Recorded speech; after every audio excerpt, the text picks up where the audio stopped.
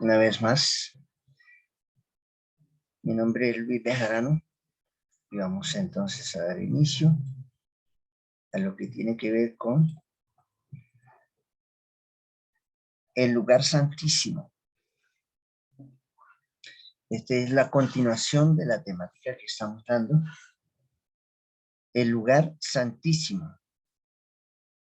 El Kodesh HaKadoshim en hebreo.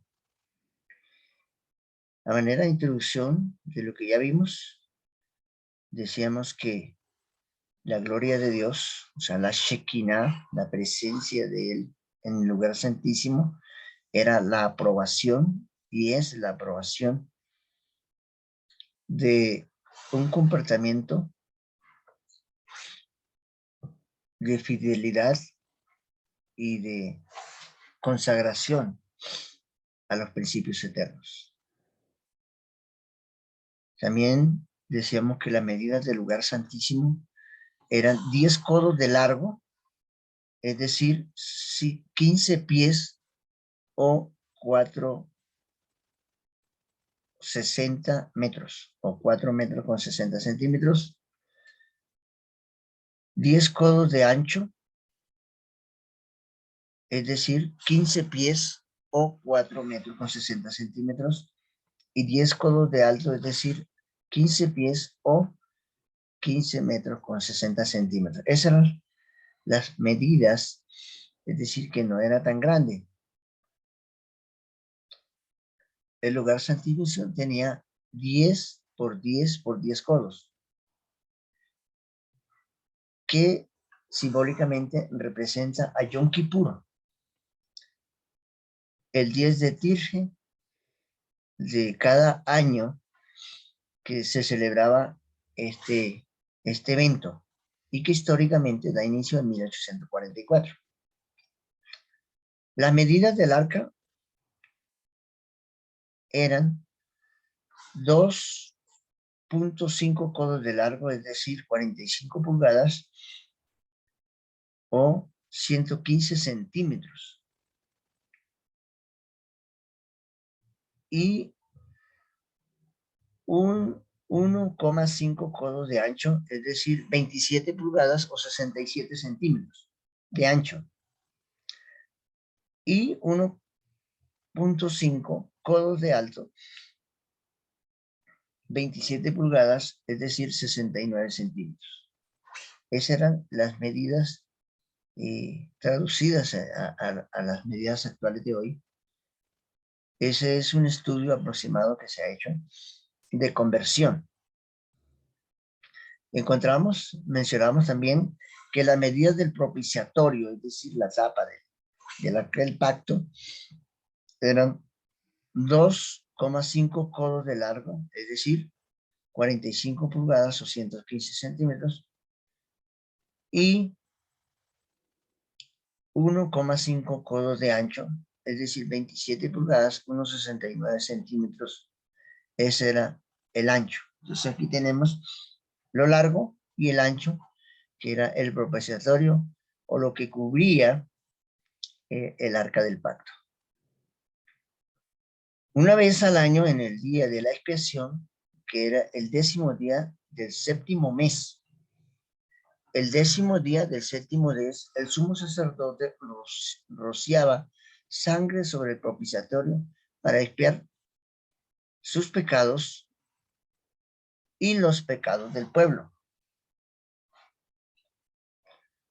Dice que una vez al año, el 10º día del 7º mes. Recordemos que en hebreo, el 7º mes refiere al calendario de la redención o el calendario que se estableció a partir del exilio del pueblo de Egipto.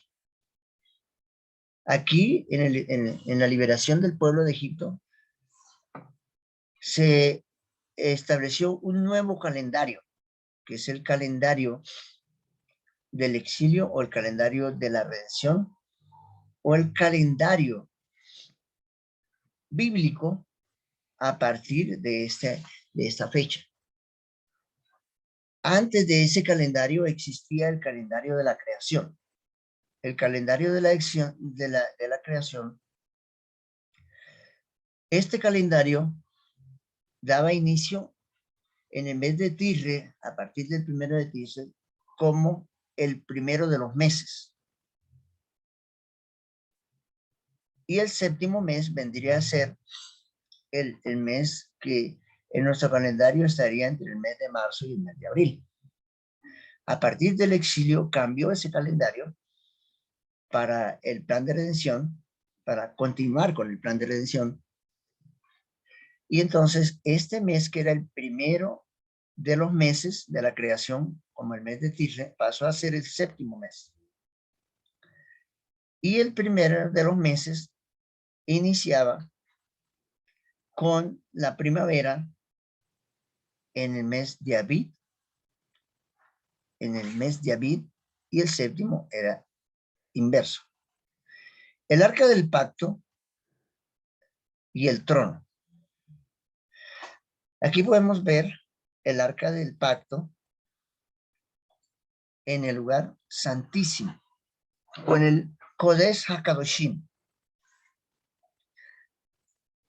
Esta es una imagen para poder representar la grandeza inmaculada de la gloria que se revelaba en aquel lugar.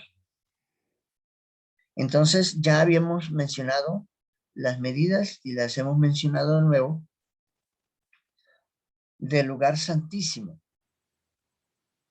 Y en el lugar santísimo, esta pequeña ilustración que representa la grandeza de la gloria en miniatura del santuario celestial, vemos que habían dos querubines, un propiciatorio con coronas, y también encontramos aquí el arca del pacto, es decir, la caja que contenía 3 elementos fundamentales. También vemos aquí los anillos, las varas con las que la cargaban, o ellos viajaban con ella, y era un orden estructural que se manejaba, que tiene que ver mucho en el simbolismo del orden de la guía, cuando era trasladada de un lugar a otro.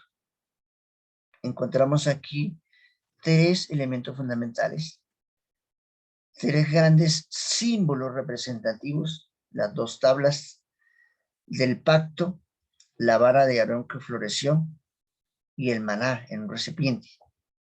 Y aquí se ilustra con una iluminación representando la Shekinah, la gloria del Señor, del Todopoderoso.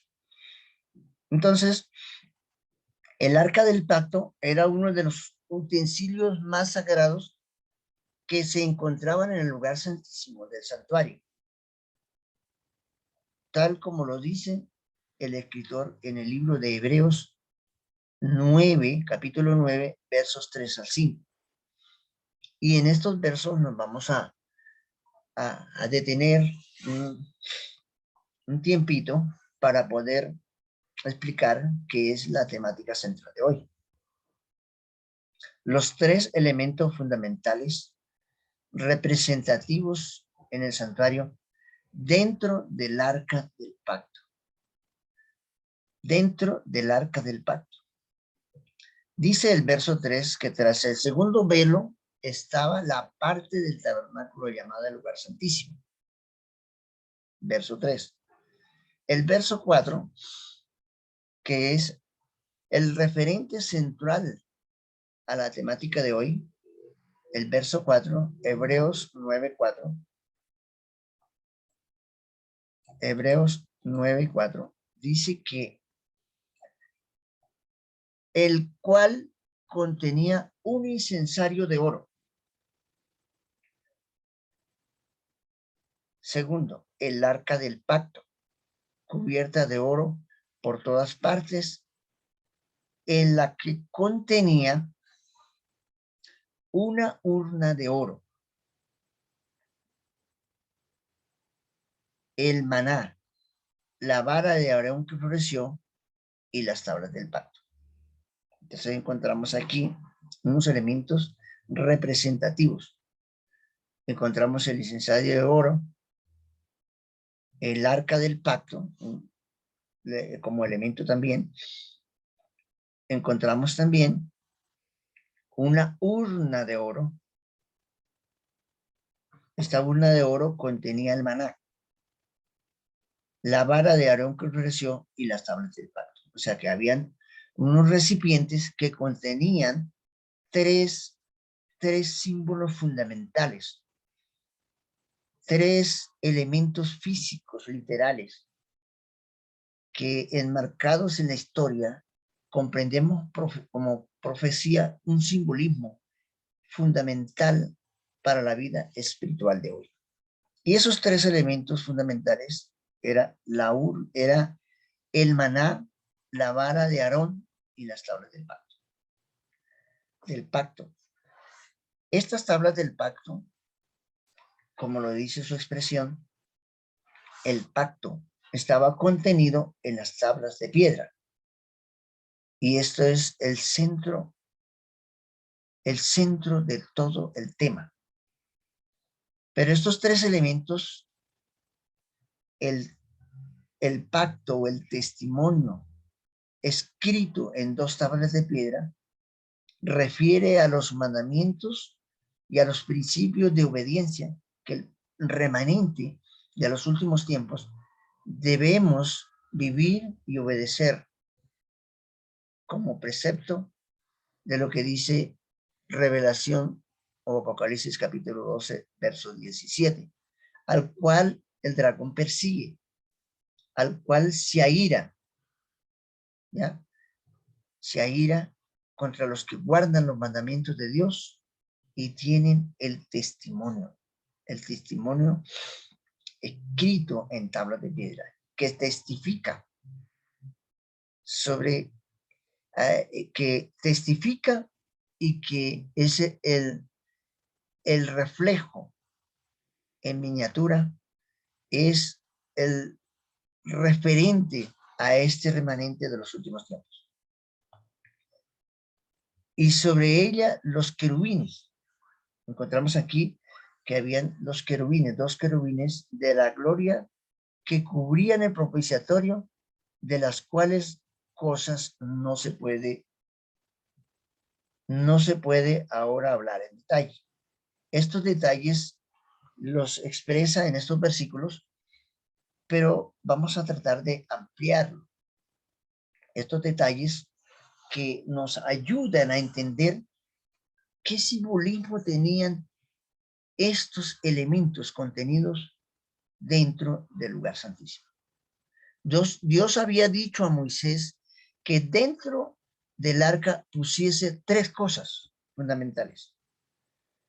Varios elementos, pero que contenían tres cosas o tres elementos fundamentales que representarían el carácter del pueblo, del remanente en toda la historia y más específicamente hablando en estos últimos tiempos, que debemos entenderlo para prepararnos para la gran crisis final que se avecina.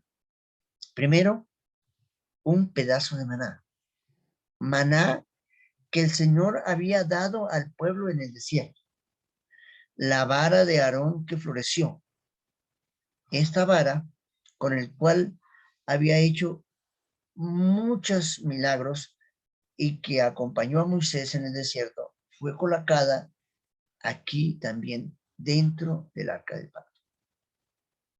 Como ustedes escucharon, sus medidas del arca, usted puede identificar que dentro del arca estaba la vara de Aarón que floreció. Podemos entender que esa vara no era tan grande.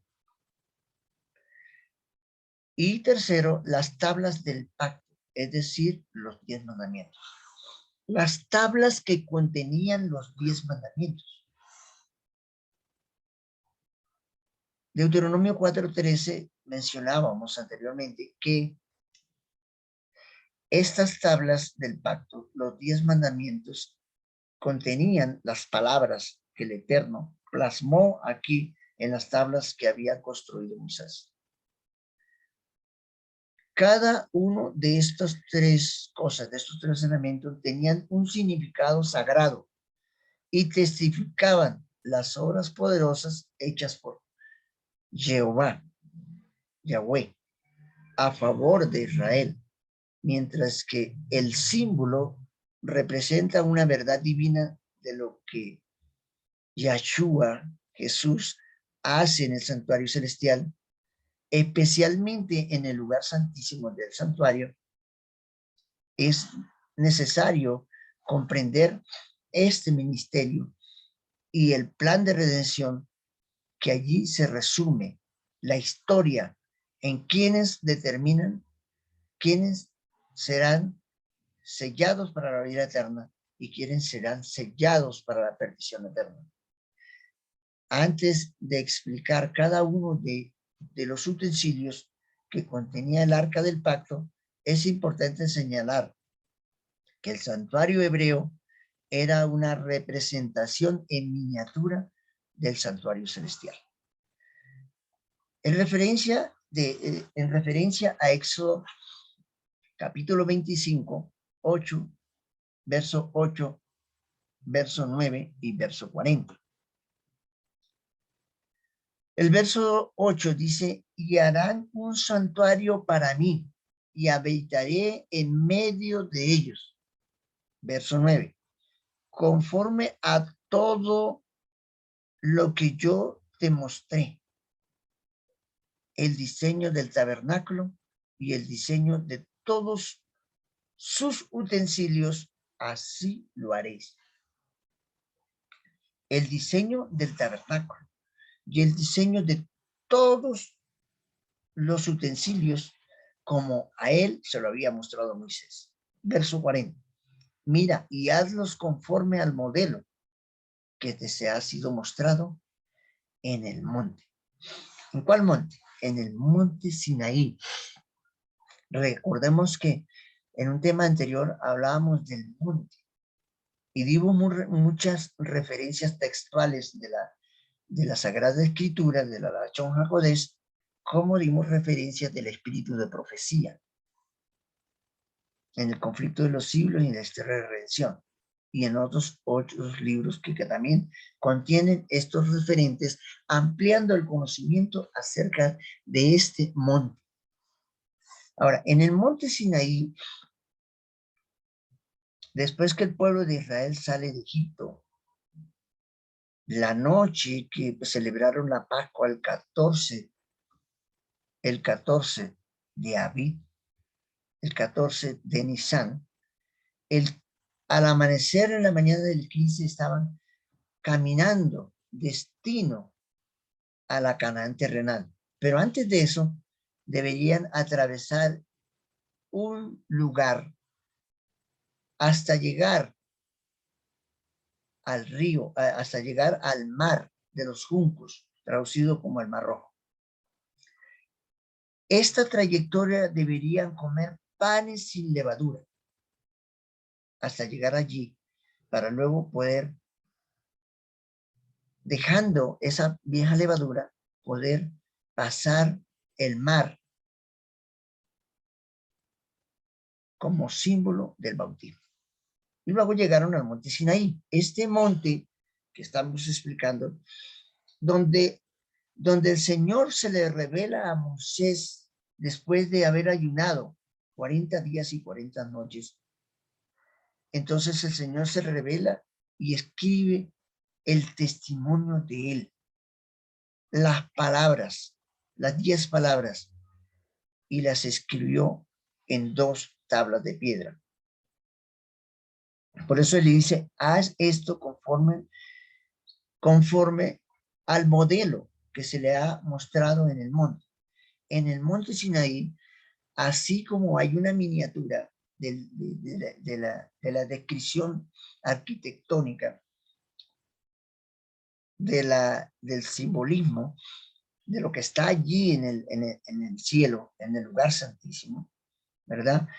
En ese monte, donde hoy se ministra desde 1844 por el Cordero, el sumo sacerdote, ya, el Señor Jesucristo, Yahshua HaMashiach, como se dice en hebreo, ese monte que está allí, aquí en la tierra, lo representa el monte Sinaí.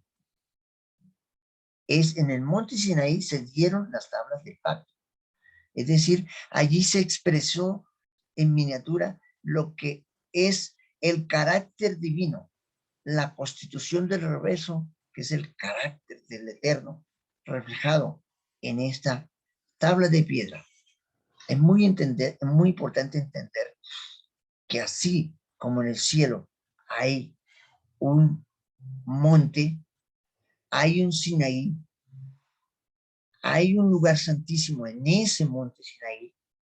Aquí en la tierra hay un lugar donde hay un monte que se le llama el monte Sinaí, donde el Señor se manifestó para dar a Moisés la guía y la conducta del pueblo de Israel, y hoy ser transferido a los gentiles y a todo el pueblo en la tierra para prepararnos para el tiempo final. Hebreos 8, 1 al 5. Y ahora bien, el punto principal de lo que venimos diciendo es que tenemos tal sumo sacerdote, el cual se sentó a la diestra del trono de la majestad de los cielos. De los cielos. Otras traducciones traducen el cielo. Ministro del santuario y de aquel verdadero tabernáculo que levantó el Señor y no el hombre.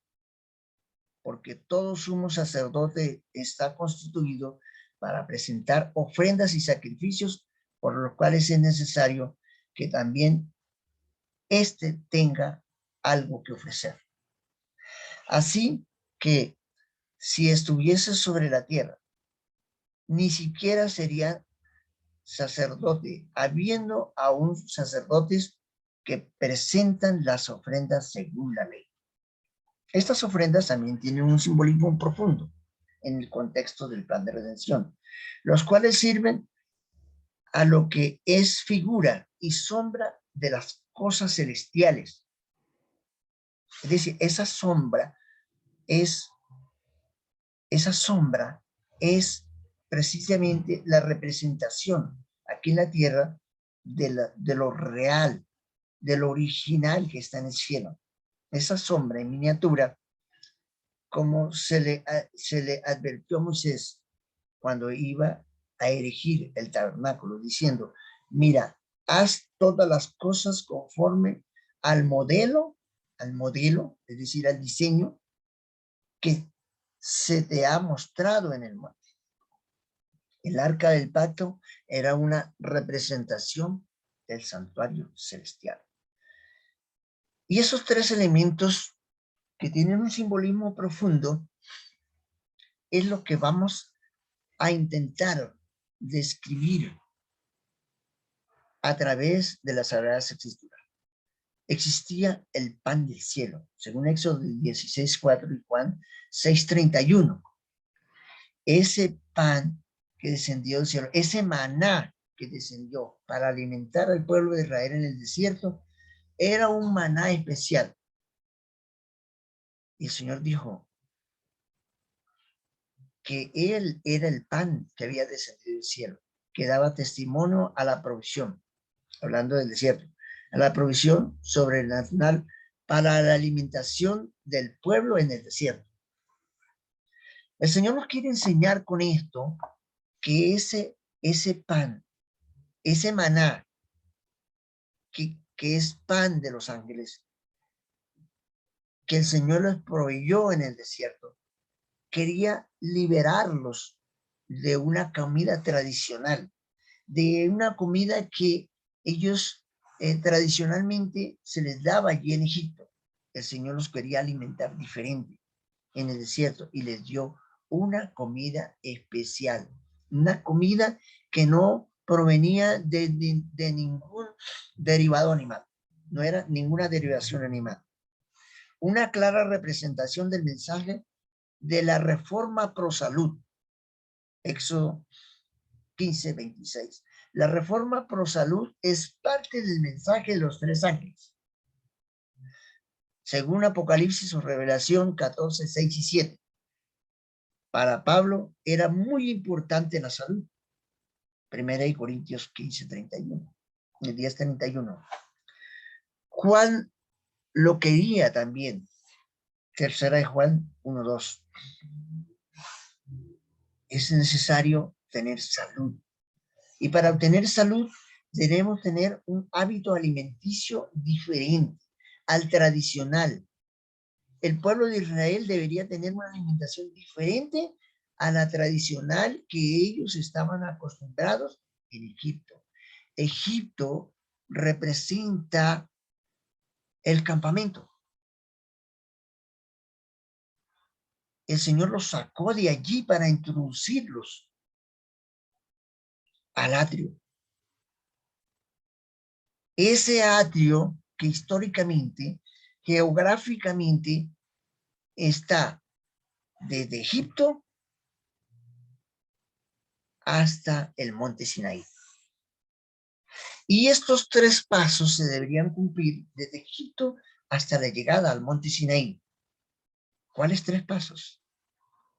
La cena en Egipto, los panes sin levadura hasta el mar, y luego el lavacro representado por el Mar Rojo, originalmente como el mar de los juncos, Es una mata que se usa para hacer junco, para tendidos. Juan se separó de los amigos y de los lujos de la vida. La sencillez de su vestido, un manto tejido con pelo de camello. Está hablando de Juan el Bautista, no es Juan el que escribió el libro de la Revelación de la isla de Patmos. Era una representación permanente de la extravagancia y de la ostentación de los sacerdotes judíos y del pueblo en general. Su régimen alimenticio puramente vegetal, de langostas y miel silvestre. Algunos dicen que esas langostas eran langostas o lo que hoy día le llaman langostas del mar. Pero las langostas de aquel tiempo era una planta especial que se daba en las montañas, en los lugares más fríos. Y es una planta que hoy día se ha investigado que tiene un proceso de crecimiento y que da un fruto vegetal para alimentar, tiene muchos nutrientes.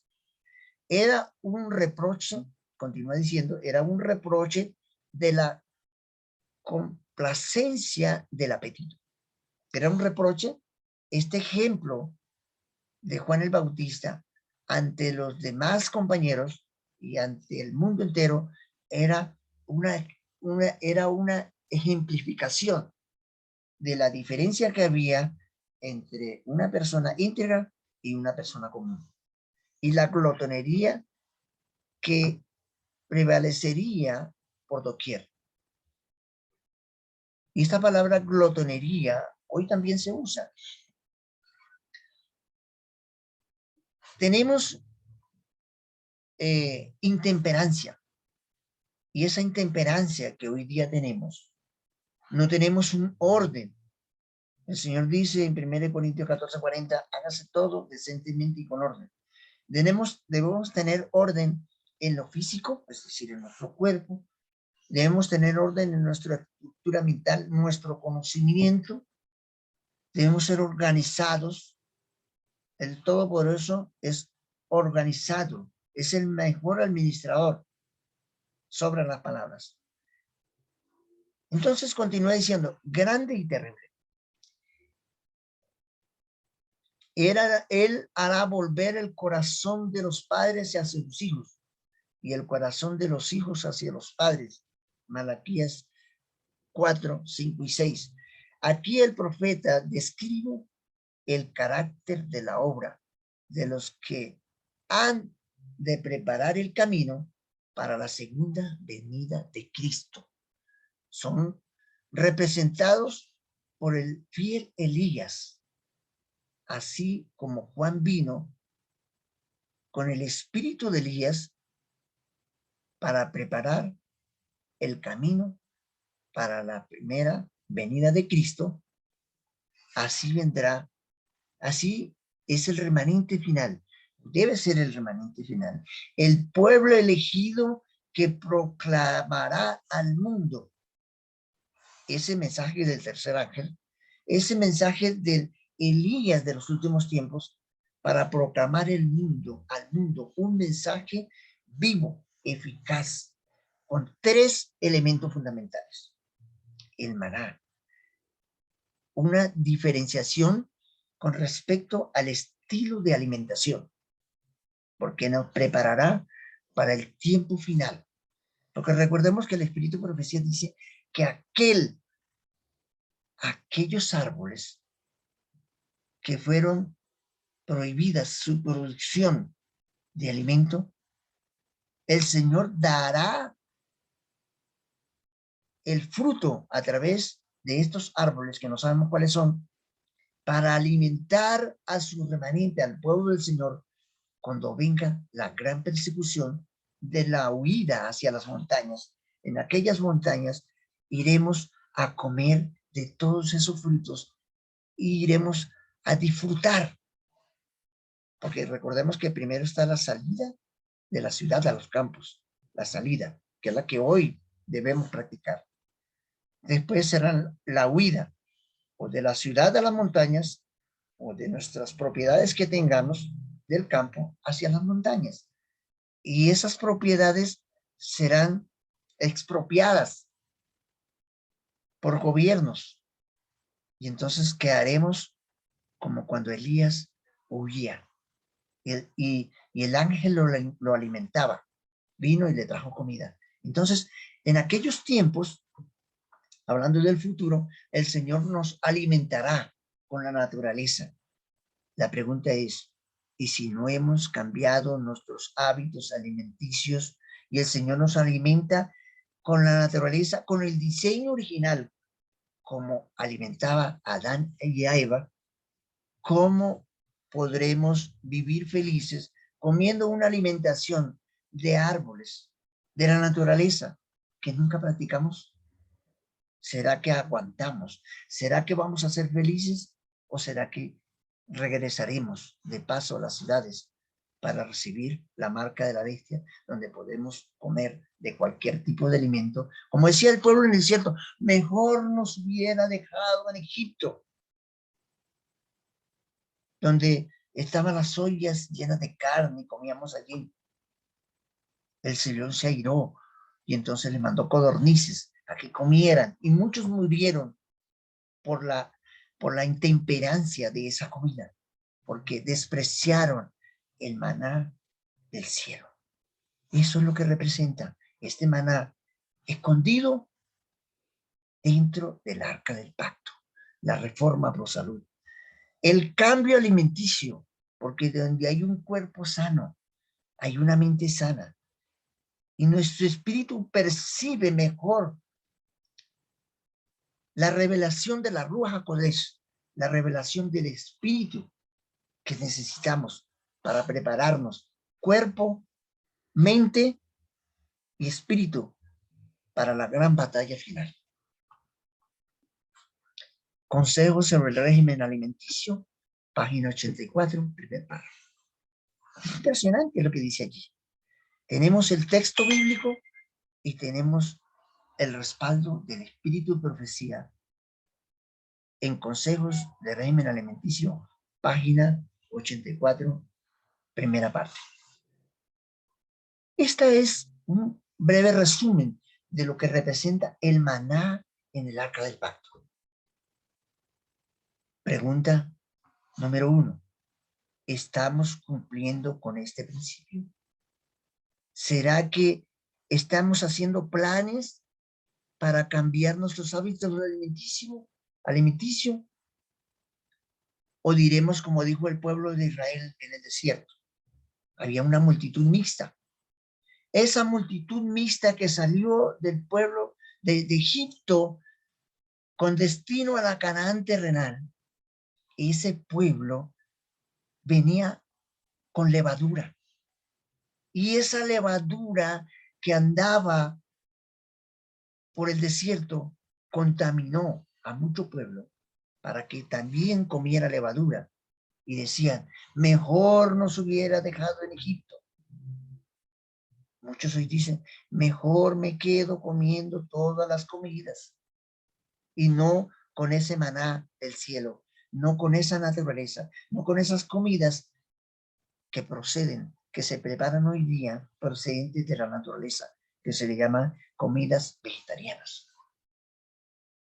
En el cielo, ¿cuál será nuestro alimento? Porque allá no van a haber muertes de animales. Allá no vamos a comer carne, porque comer carne implicaría muerte. Tendríamos que matar animales y allá no va a existir la muerte. Allá vamos a ser vegetarianos. Allá vamos a vivir de la naturaleza, porque el Señor dice, vi un cielo nuevo y una tierra nueva. Y ese cielo nuevo y esa tierra nueva identifica el cielo que el Señor creó aquí en la tierra, el diseño original de Bereshit 1, y nos regresará de nuevo al diseño original para vivir aquí en la tierra para siempre. Pero ya transformados comiendo maná del cielo, maná de la naturaleza, como Él lo diseñó en sus orígenes. Ahora, ¿qué representa la vara de Aarón? Esa vara de Aarón que acompañó a Moisés durante muchos años y que finalmente floreció. ¿Qué representa eso? En este pequeño resumen, quiero tratar de explicar, porque muy amplio este contenido, pero en resumen vamos a tratar de explicarlo. Es una representación del sacerdocio inmutable de Cristo, así como la casa de Aarón sería la que llevaría el sacerdote levita, según Números 17, 8 al 10. Así también Cristo sería el sumo sacerdote según el orden de Melquisedec. Salmos 110, 4, Hebreos 5, 10 y 6, 20. Las dos funciones de Cristo en el lugar santísimo son abogado, según Hebreos 7:25, y primera de Juan 2:1, y ser juez. Él es el juez, porque allí en el lugar santísimo, en el Yom Kippur, que literalmente se celebraba en Tisre, el 10 de Tisre, el día de Yom Kippur, ya, había el sumo sacerdote que entraba allí. Pero hoy tenemos un juez que está investigando todos los casos de cada ser humano, iniciando con los muertos y terminando con los vivos. ¿Será que ya hemos pasado por ese procedimiento de aquel juez que nos investiga las vestiduras blancas o manchadas para saber si somos aprobados para la eternidad o no, y gozarnos con él en la boda de Cordero? Porque dice el relato de Mateo que a las bodas de Cordero no podía entrar cualquier persona. Tiene que ser examinado detalle por detalle, ¿verdad?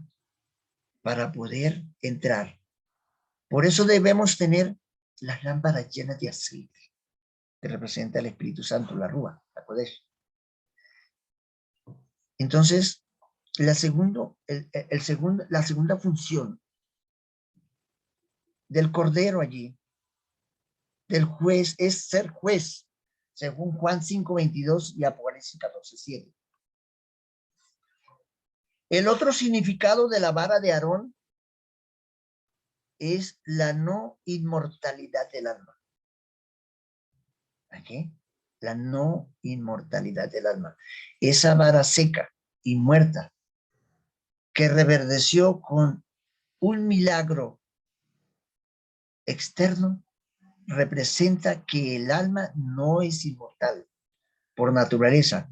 Y la única forma de tener una inmortalidad es solamente en Cristo, el Cordero, que nos redimió en el altar del sacrificio, que nos redimió con su muerte, según Romanos 7, 6 al 8, y 1 Corintios 15, 51 al 54. Los muertos nada saben, porque el que muere no sabe nada, ni nada se pone debajo del sol, porque tenemos que esperar ser aprobados para que todos los muertos que están en el sepulcro, todos los muertos que desde Adán hasta la venida de Mashiach podamos o puedan ser resucitados primero, y luego los que estemos o estén vivos podamos ser transformados para verlo a él tal como él es y vivir la vida eterna con él. Pero una vida eterna ¿qué? Una vida eterna condicionada a la obediencia. O sea que nosotros vamos a ser eternos, sí. Alguien me decía un día, pero el único que es eterno es Dios. Sí, pero Él es eterno incondicional, porque Él es el autor de la vida. Y nosotros vamos a ser eternos con Él, a vivir eternamente con Él, condicionados a ir cada mes a comer del árbol de la vida, que estaba puesto en el Edén, no en el paraíso, en el Edén. Dice Apocalipsis, no está el verso aquí, dice Apocalipsis o Revelación 22, 1 al 3, que allí del trono sale un río limpio. Y a uno y a otro lado del río estaba el árbol de la vida, que producía 12 frutos, uno cada mes. Uno cada mes. Y las hojas del árbol era sanidad de las naciones. O será para la sanidad de las naciones, porque está hablando en futuro. Entonces ese árbol está allí. Y dice Isaías 66, 22 y 23, que de Shabbat en Shabbat y de mes en mes, en el original no dice de mes en mes, dice de Rosh Hodesh en Rosh Hodesh, es decir, en cada ida y venida de luna, que es la máxima expresión de oscuridad en la rotación de la luna a través de la Tierra. Donde no podemos ver la luna, ahí termina un mes lunar. Y luego que regresa la luna, da inicio a un mes lunar de cada mes en mes. De Rosh Hodesh. Rosh en hebreo es cabeza. Y Hodesh, inicio de mes. De mes en mes iremos cada uno a dónde? A visitar allí al Cordero. A proveernos de cada fruto que da mensual. Es un árbol que da un fruto cada mes. Yo me preguntaba el otro día, ¿habrá un árbol que nosotros conozcamos en la tierra que dé 12 frutos diferentes uno cada mes?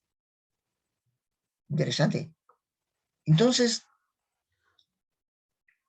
como dice Apocalipsis o Revelación 2:7, el que se porte bien, yo le daré a comer el fruto del árbol de la vida. Hay una condición. Y esta condición es la condición que si nosotros somos aprobados y esa condición es cumplida en el lugar santísimo, entonces el Señor nos aprobará para ser redimidos, para vivir con Él y andar con el Cordero por toda la eternidad. Esto es en resumidas palabras lo que representa la vara de Aarón. Representa también el testimonio. Representa muchas cosas muy lindas, pero este es un resumen. Y finalmente tenemos lo que son las tablas de la ley o las tablas del pacto. Y esto será el tema que continuaremos con la temática del lugar santísimo. Entonces, les esperamos para nuestro próximo tema con la continuación del lugar santísimo, explicando lo que son las tablas de la ley, el testimonio de Dios escrito en tablas de piedra, las 10 palabras en el monte Sinaí, y que son una representación de lo que realmente existe allí en el lugar santísimo, a los lados del Alquilón, en el occidente, donde hoy día Yahshua Mashiach, el Cordero, el sacerdote, sumo sacerdote, se encuentra haciendo un proceso de juicio a toda la humanidad, independientemente si son creyentes o si no son creyentes, iniciando con los salvados, ya, porque finalmente habrá un juicio especial ante el gran trono blanco para los perdidos. Que el Señor los bendiga. Amén. Bendiciones para todos.